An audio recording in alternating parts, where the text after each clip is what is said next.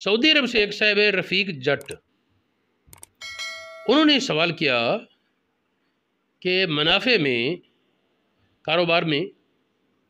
Invest رقم کی جائے تو نفع میں فکس منافع، جو نفع ہوگا اس کا اتنے فیصد، اگر اس طرح سے ہے تو پھر جائز کا جو میں نے فتویٰ دیا ہے اس پر انہوں نے سوال کیا بیمے کے بارے پھر کیا خیال ہے؟ پھر بیمہ میں بھی تو حصہ طے ہی ہوتا ہے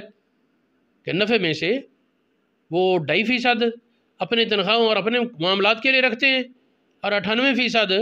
97.5% وہ اپنے کاروباری جو شراکت دار ہوتے ہیں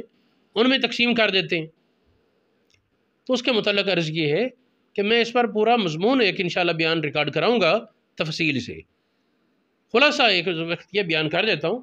کہ بیمے کو مطلق حرام سمجھنا یہ درست نہیں، اس میں کچھ قباحتیں ہیں، لیکن ان شرائط کے ساتھ جو علماء بیان کرتے ہیں میں انشاءاللہ اس کی تفصیل بیان کروں گا۔ ان شرائط کی موجودگی میں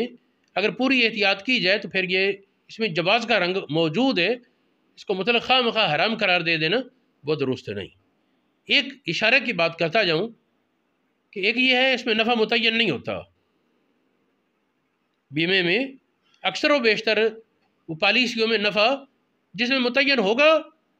رقم کے اعتبار سے نفع متعین ہوگا وہ جائز نہیں، لیکن اس کی اکثر پالیسیوں میں رقم پر نفع پورا متعین نہیں ہوتا، اس کے نفع پر ہی متعین ہوتا ہے، ایک اندازہ ہوتا ہے کہ تقریباً اتنا ہوگا نفع، لیکن کم بھی ہو سکتا ہے زیادہ بھی، اور اکثر بدلتا رہتا ہے۔ ایک بات تو ہر آدمی جانتا ہے کہ سود لینے والے وہ تو 1 روپے کے لیے بندے مار ڈالتے ہیں، سود میں یہ نہیں ہوتا کہ 500 کم ہو جائے یا 2000 زیادہ ہو جائے، کوئی فرق ہی نہیں پڑتا، یہ انہیں وہاں فرق ہوتا ہے، تو اس کو دھکے سے سود نہ بنایا جائے۔ ہاں اس میں کچھ اور قباحتیں ہیں، وہ میں کہہ رہا ہوں کہ میں تفصیل سے انشاءاللہ بیان کروں گا، اور اس میں جواز کا پہلو بہرحال موجود ہے، اگرچہ فتوے میں جواز ہے، تقوی میں بچنا بہتر ہے، لیکن تقوی اپنے لیے ہونا چاہیے اور فتویٰ امت مسلمہ کے لیے ہونا چاہیے، نہ کہ فتویٰ اپنے لیے اور تقوی لوگوں کے لیے فتوے پہ لگا دیں کہ تقوی کے فتویٰ دیں اور یہ کریں لوگ، تو ایسا نہیں، بلکہ اصل یہی ہے کہ تقوی اپنی ذات کے لیے اور فتویٰ امت مسلمہ کو سہولت دینے کے لیے رکھنا چاہیے۔